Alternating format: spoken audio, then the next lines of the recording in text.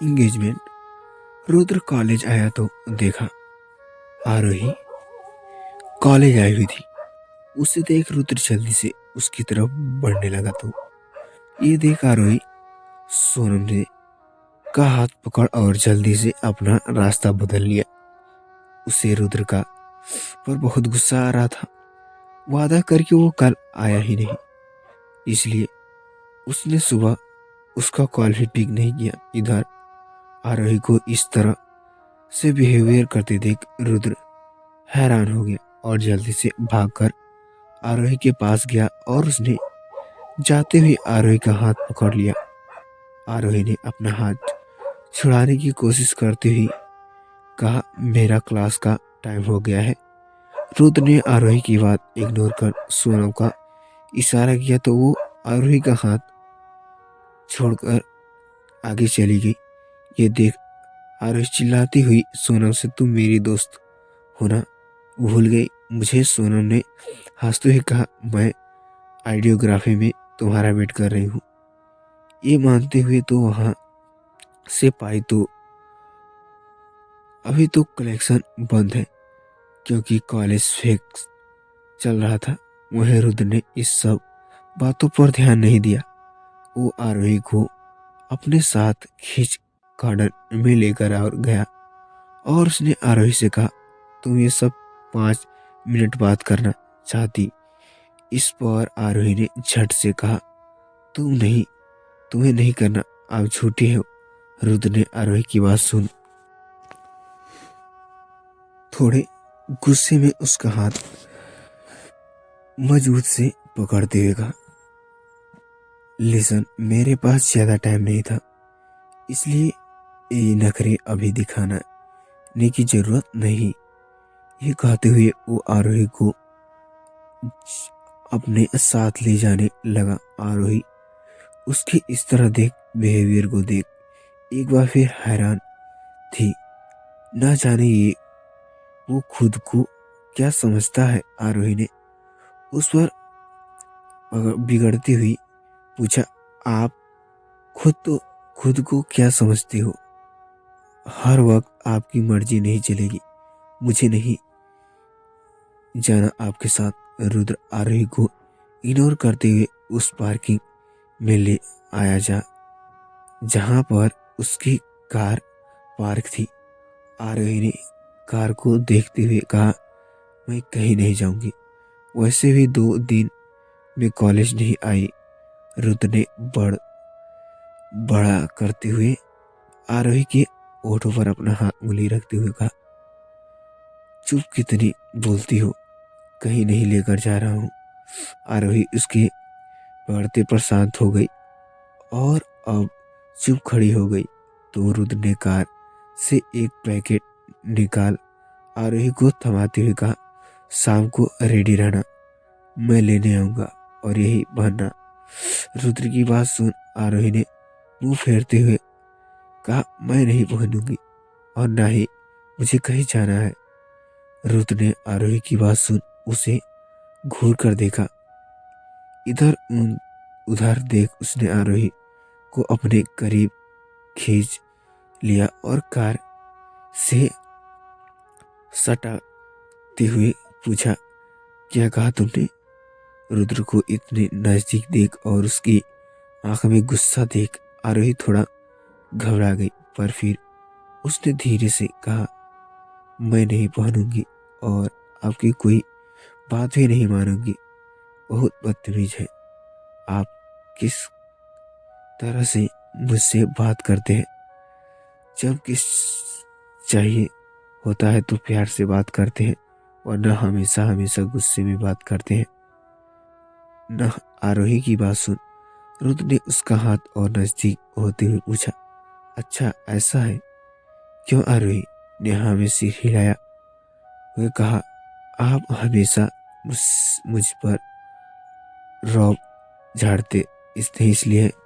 पर रुद्र ने कहा, हाँ करता हूँ, मैं ऐसा और आगे भी करूंगा। शाम को रेडी रहना। ये कहते हुए रुद्र ने आरोही के गाल पर एक फास्ट किस करती हुई और उस पर कार से दूर कर कार में बैठ गया वहां से निकल गया। उसे जाते देख आरोही ने अपने गाल को छूते हुए कहा, आरोही, तूने पक्का गलत इंसान से शादी कर ली है, फंस गई है तू तो।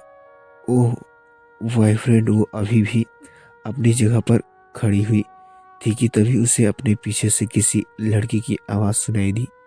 ये आवाज़ सौरभ की थी। आरोही ने क्लिक की आवाज़ सुन आरोही ने पलट कर देखा तो वो दोस्त के साथ खड़ा उसे मुस्कुराए जा रहा था।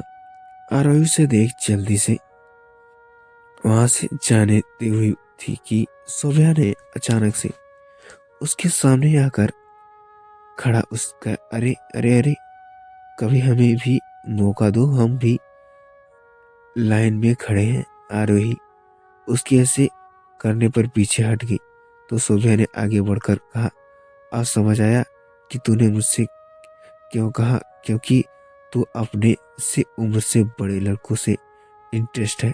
हम आरोही ने उसकी बकवास सुन गुस्से में कहा, आपकी बकवास बंद करो, वो मेरा बॉयफ्रेंड नहीं है सोभ्या।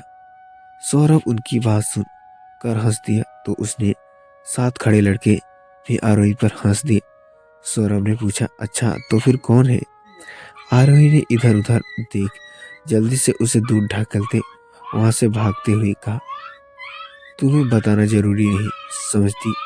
वो भागकर निकल गई तो सौरभ ने खुद को संभाल अपने दोस्तों से कहा, जो लड़कियां जितनी भोली दिखती हैं उतनी ही तेज होती है। वैसे क्या मसला न्यूज है? आरोही का म्यूजिक कंसर्ट को सिंगर के साथ चोरी चोरी सीन चल रहा है।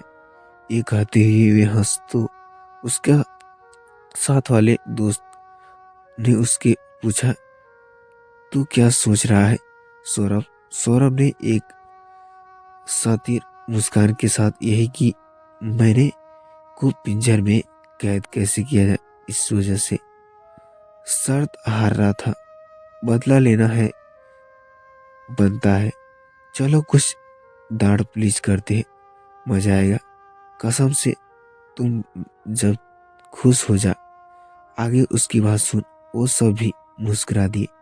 इधर आरोही भागते हुए सोनम से पास आई तो उसने हाथ में पकड़ पैकेज को देख सोनम ने उससे पूछा, ये क्या है? सोनम ने कहा, पता नहीं।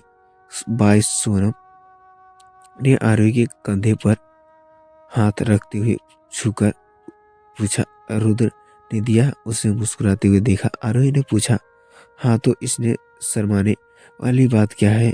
उसने बात सुन सोनम ने उस अपना सिर पीटते हुए कहा, बेवकूफ लड़की, मैं तुझे छोड़ रहा हूँ। आरोही ने मासूमियत से पूछा, क्या तू? सोनम ने परेशान हो उसके पैकेट छीन ली और जल्दी से खोलती हुई कहा, बस थोड़ा इस खोल कर देखती है। पैकेज खोलकर देखा तो उसमें पर्पल कलर का एक बहुत सी खूबसूरत लहंगा था। लहंगा देख सोनम और आरोही की आंखें हैरान से खुली की खुली रह गई। सोनम ने लहंगा अपने सीने से लगाते हुए कहा, वाह यार, व्हाट ए लवली लहंगा। आरोही ने भी हैरान से लहंगा अपने हाथों से पकड़ लिया। रुद्र ने उसे ये लहंगा क्यों पहनने के लिए कहा। अब ये सवाल उसके मन में उठने लगा। कॉलेज में आज स्पोर्ट डे था। आरोही ने भी चेस में पार्टनरशिप लिया था, इसलिए जब उसने नाम की अनाउंसमेंट हुई तो वो होश में आई और उसने सोनम से कहा, ये वापस रख दे, मैं अभी आई। सोनम ने हाँ में सिर हिलाया। वही आरोही जल्दी से अपनी जगह पर जाकर बैठ गई कि तभी उसके सामने सौरभ आकर बैठ गया। उसे देख आरोही थोड़ा घबरा गई। वही सौरभ उसे देख मुस्कुराया और उसने धीरे से पूछा, हारने के लिए रेडी हो जाओ। आरोही ने सिर उठाकर उसे घूरा और बस चुप रह गया। गेम शुरू हुआ। सोनम दूर बैठी आरोही को चीयर कर रही थी कि उसकी कुछ और फ्रेंड्स भी उसके पास आकर बैठ गए। वहीं आरोही वो बहुत सोच समझकर गेम को आगे बढ़ा रही थी कि किसी हाल में बस जीतनी चाहती है। उसकी मेहनत रंग लाए और फाइनली वो जीत गई तो खुश हो अपनी जगह से उठ खड़ी होकर ताली बजाने लगी। वही सौरभ को उसे जीतते देख और अधिक गुस्से में भर गया। वहीं दूसरी तरफ शाम से रात हो गई थी। नैना, महक, निखिल और सोनम पहले ही ब्लैकेट हॉल में पहुंच के लिए निकल गए। एंगेजमेंट के लिए सारी अरेंजमेंट महक ने अपनी तरफ से किया था, क्योंकि आदित्य की जिद की साथ मित्तल में जलने होगी तो महक ने भी डिसाइड किया कि एंगेजमेंट वो अपने तरीके से करेगा। इधर घर के बाहर कार में बैठी रुद्र के तेज हार बजाया तो अध्यय ने ईशु को अपने साथ बाहर लाते हुए कहा, क्या पागल हो, दिख नहीं रहा कि ईशु रेडी हो रही है? रुद्र ने उसे देखते हुए कहा, हाँ अच्छा, और आप दोनों को नहीं देख रही, हमें लेट हो रहा है। अध्यय ईशु को संभालते हुए अपने साथ लेकर आई और उसने आहिस्ते से कार में बैठ गया। ईशु ने उसे परेशानी से देखा और अध्यय ने कहा, अरे टेंशन मत लो, नहीं गिरने वाली तुम। इन दोनों की बात सुन रुद्र ने पूछा, क्या हुआ? तो अध्यय ने कहा, कुछ नहीं, आज उसे हिल बनाई है, आज जरूरी था।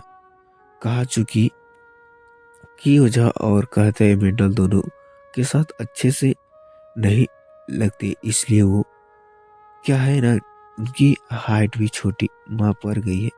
अध्यय की बात सुन नजर रुद्र को देख आइवरी लगे, वो किसी परी के जैसे दिख रही थी। मेकअप आर्टिस्ट आदित्य ने घर पर भेज दी थी, जिसने ईशु को रेडी कर उसकी खूबसूरती के 4 चांद लगा दिए। ये रुद्र ने ईशु को देखते हुए कहा, ईशु अगर लगे कि कुछ प्रॉब्लम हो रही है तो मुझे बताना, ओके? ईशु ने हल्का सा मुस्कुरा कर हाँ में सिर हिलाया तो रुद्र उसे मिरर में देख मुस्कुरा दिया और उसने कहा, वैसे अध्यय ने सही कहा, आज सच में हो चुकी तुम्हारे आगे फीके है लगने वाली है। कार में दूसरी साइड आकर बैठ अध्यय ने रुद्र की बात सुनी तो उसका मुंह फूल गया। वो ईशु को नीचा दिखाना चाहती थी, मगर रुद्र के होते हुए ऐसा कभी हो ही नहीं सकता। रुद्र ने कार स्टार्ट की और बैकवेल्ट हॉल की तरह बढ़ा दी तो अध्यय ने उससे पूछा, राजीव को आए क्या? रुद्र ने रेडी पर अध्यय देते हुए कहा, हाँ वो ड्राइविंग के साथ चले गए। इधर अध्यय के बगल में बैठी ईशु डर सहमी सी बैठी हुई थी। उसे अपने बॉडी में वीकनेस फील हो रही थी, शायद लंगा फीवर था। ईशु को समझ नहीं आ रहा था कि क्या सच में उसकी आदित्य की बातों को पूछकर कोई गलत फैसला कर लिया था। ईशु की आंख भर आई जब अचानक ईशु सुहित को जबरदस्ती किस करना उसकी आंख के सामने घूम गया। सुहित का बिहेवियर उसके साथ बिल्कुल भी अच्छा नहीं था। ऐसा ये नहीं, शादी होना उसे गलत लग रहा था। आज उसे अपने बेजुबान होने पर भी बहुत बुरा लग रहा था कि वो किसी से अपनी कोई बात नहीं कह सकती थी, ना ही सब पीछे हट सकते थे, वरना 2 परिवारों की इज्जत मिट्टी में मिल जाएगी। कार के ब्रेक लगते ही वो होश में आई। रुद्र ने उसकी साइड का डोर ओपन कर उसे आहिस्ते से संभाल कर उसे कार से बाहर निकाला था और उसे अपने साथ ले जाते हुए कहा, अभी नहीं रोनी। सूर सूरत क्या बना रही हो? विदाई तो हफ्ते बाद है ना।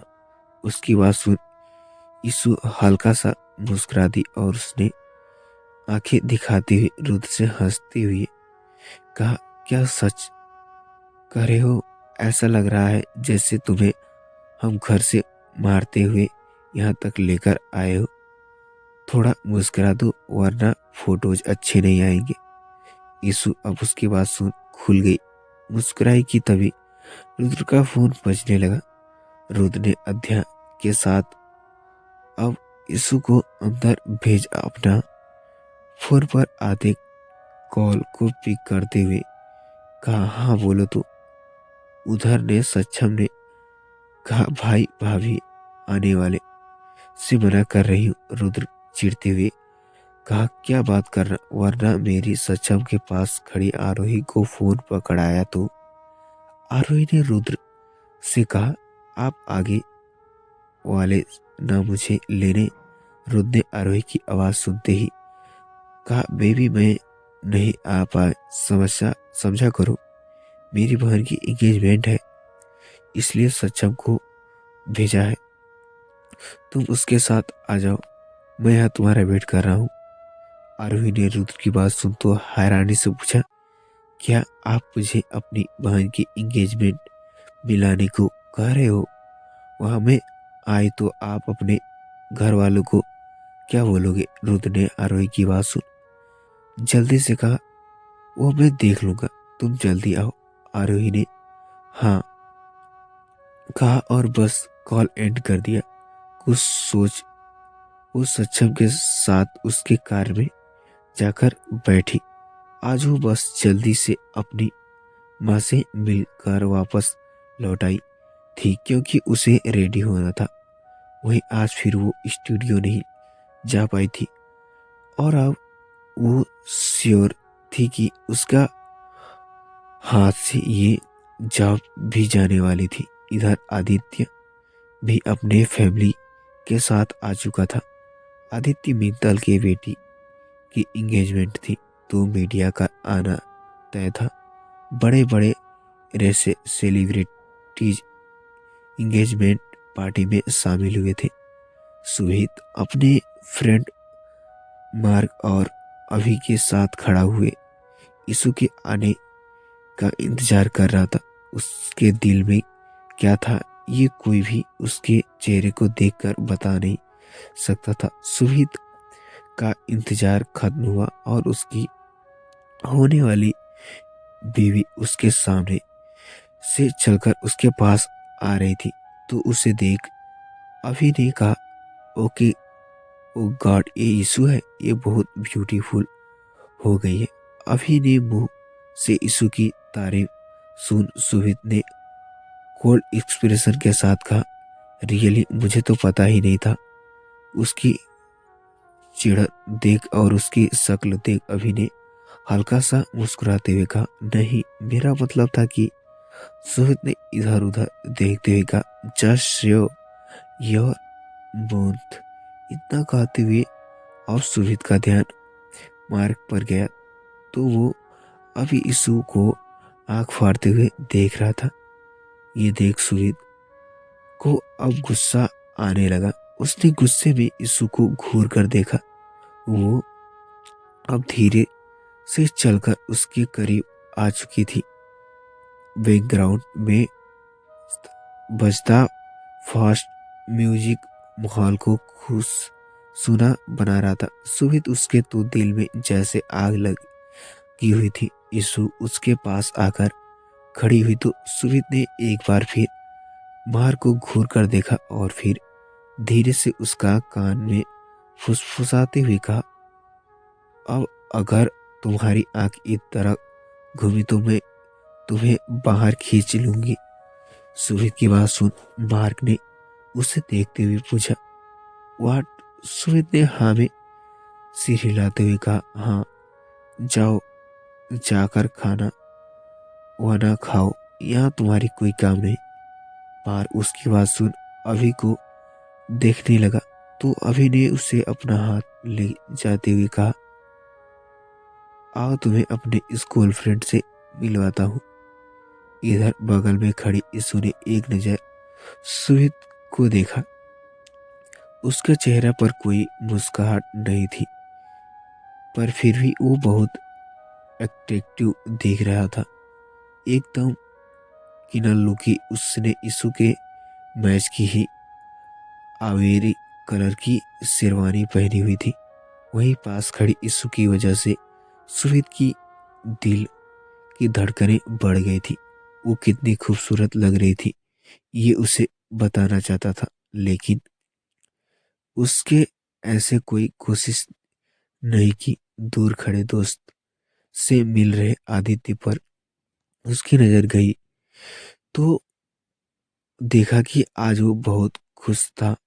तभी पास खड़े यीशु और सुमित के बीच सामने आते हुए कहा, अरे मेरे भाई और मेरी भाभी, अब किसका वेट कर रहे हो? रिंग अरेंज करो। उसकी बात सुन पास खड़े उसके दोस्त ने एक जोरदार हुटिंग की तो सुहित हल्का सा मुस्कुरा दिया। नैना यीशु के पास रिंग लेकर गई और इधर सुहित के पास खुशी रिंग लेकर आई। पहले यीशु ने सुहित को रिंग पहनाई, उसके बाद सुहित ने यीशु का हाथ पकड़ लिया, मगर उसका हाथ की गर्माहट महसूस कर उसने एक नजर इसी को देखा जो कि सिर झुकाए हुए खड़ी हुई थी। सुहित ने उसे देखते हुए रिंग पहनाने पहना दी। बड़े से हॉल में तालियों की आवाज गूंजी उठी। आदित्य और मयंक एक दूसरे के गले लग गए। सभी खुश हो एक दूसरे के बधाई देने लगे, मगर सुमित उसका ध्यान सिर्फ और सिर्फ यीशु पर था। उसने उसका हाथ छोड़ते की बजाय मजबूती से पकड़ लिया तो यीशु ने अपना सिर उठा उसे देखा। तभी दोनों को फोटोग्राफर ने डिसबैलेंस करते हुए कहा, प्लीज सामने देखिए। इधर बाहर खड़ा रुद्र आरोही के आने की बेसब्री से इंतजार कर रहा था कि तभी आरोही सच्चम के साथ आती हुई दिखी। उसे आते देख रुद्र के दिल के तार झंझना उठे। तो फ्रेंड्स, मैं ऐसा करता हूँ ये स्टोरी आपको अच्छी लगी होगी। तो फ्रेंड्स, ये स्टोरी आपको अच्छी लगी तो प्लीज़ कमेंट करना मत भूलिएगा। तो मिलते हैं ऐसे इंटरेस्टिंग एंटरटेनमेंट स्टोरी के साथ नेक्स्ट पार्ट में। तब तक के लिए बाय फ्रेंड्स।